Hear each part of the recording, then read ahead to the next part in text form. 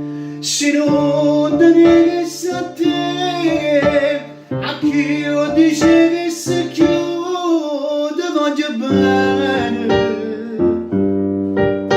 Se non tenesse a te, fosse l'angelo che per tu da voce.